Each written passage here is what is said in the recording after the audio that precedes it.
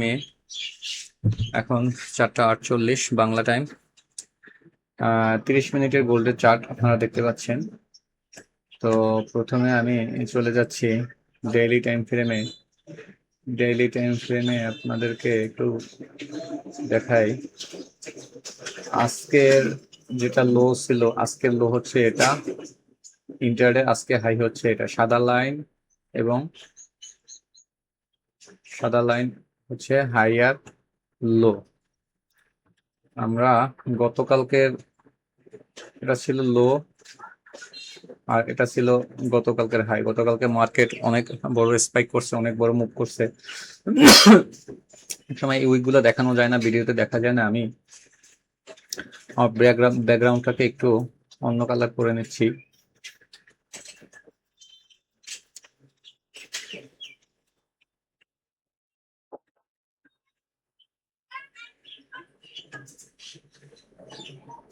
ওটা পরে করতেছি, আগে মার্কেট নিয়ে একটু কথা বলি।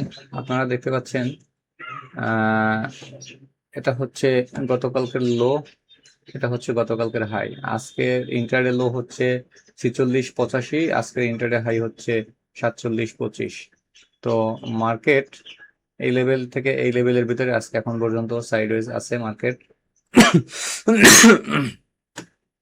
আমরা যদি 4 ঘন্টা টাইম ফ্রেমে চলে যাই, 4 ঘন্টা টাইম ফ্রেমে আপনারা দেখতে পাবেন সকালে মার্কেট ওপেন হয়েছে। মার্কেট ওপেন হওয়ার পরে আজকে মার্কেট ওপেন হয়েছে। মার্কেট ওপেন হওয়ার পরে এখান থেকে একটু ঊর্ধ্বমুখী, এখানে কিছুটা আপে প্রাইস যাওয়ার পরে মার্কেট তার ওপেনিং ট্রেন্ড বেয়ারিশ এখানে ক্লোজ করছে। আমরা এখানে যদি শর্ট টাইমে যাই, 15 মিনিটের টাইম ফ্রেমে আসলে দেখতে সুবিধা হবে। আমরা 15 মিনিটের টাইম ফ্রেম আমরা দেখি।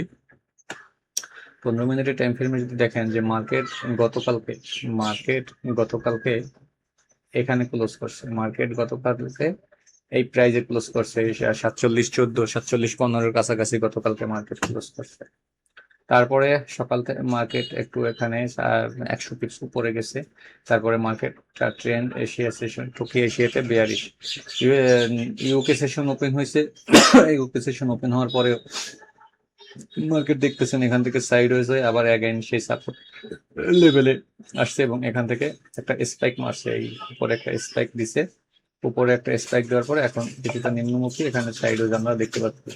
এখান থেকে হয় উপরে যাবে, নতুবা আমরা এখান থেকে নিম্নমুখী দেখবো। যাই হোক, মার্কেট আমরা যদি এখন দেখি, আজকে ইন্টারডেতে মার্কেট একটু স্লো। গতকালকে সিপিআই গেছে, আজকে 6:30 পিপিআই আছে।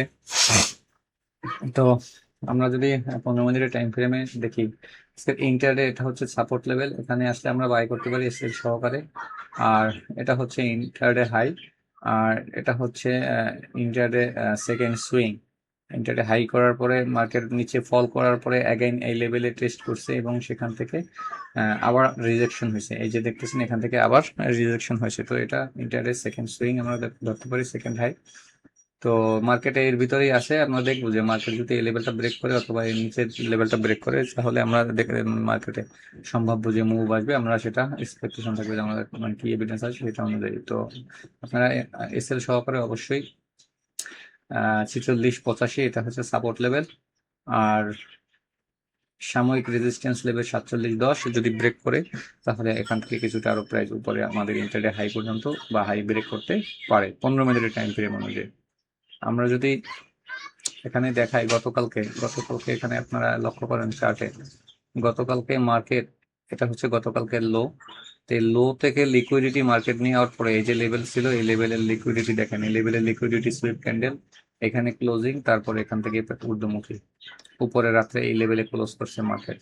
তো ওভারঅল মিলিয়ে আমরা যদি দেখি আজকে 1 ঘন্টা টাইম ফ্রেমে যদি আমরা চলে যাই, এটা 1 ঘন্টা টাইম ফ্রেম। তো এটা গতকালকে এটা লো। তো মার্কেট যদি আজকের ইন্টারডের এই লোটাকে ব্রেক করে তাহলে একটি স্টে মার্কেট আমরা নিচের গতকালকের লো বা লো সুইপ ব্রেক করতে আমরা দেখতে পারি, এক্সপেকটেশন আছে আমাদের। যদি আমাদের এই 47.10 উপরে ক্লোজ করে তাহলে আজকে ইন্টারডে হাই অথবা হাই ব্রেক করলে আমরা গতকালকার যে হাই সেই হাই পর্যন্ত প্রাইস দেখতে পারি বা তার থেকেও বেশি আমরা দেখতে পারি যে মার্কেট মুভ করছে। ইউএস সেশন ওপেন হলে এটা কনফার্মেশন হয়ে যাবে। অয়েলটা যদি আমরা একটু দেখি, অয়েল নিয়ে যদি কথা বলি, আপনারা দেখবেন যে অয়েল কিন্তু বুলিশ, অয়েল বুলিশ। 1 ঘন্টা টাইম ফ্রেম এটা অয়েলের।